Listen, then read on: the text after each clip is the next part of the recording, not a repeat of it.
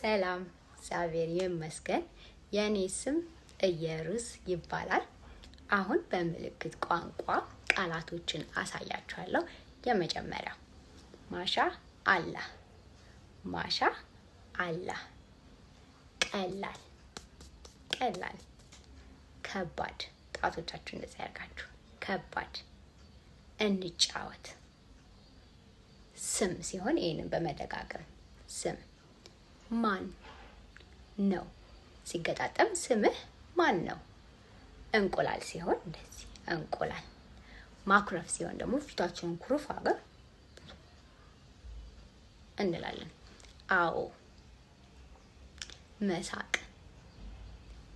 ይገርማል፣ ይገርማል። እና ተአምር ደግሞ አንድ አይነት ናቸው። ተአምር፣ ተአምር ይሆናል ማለት ነው።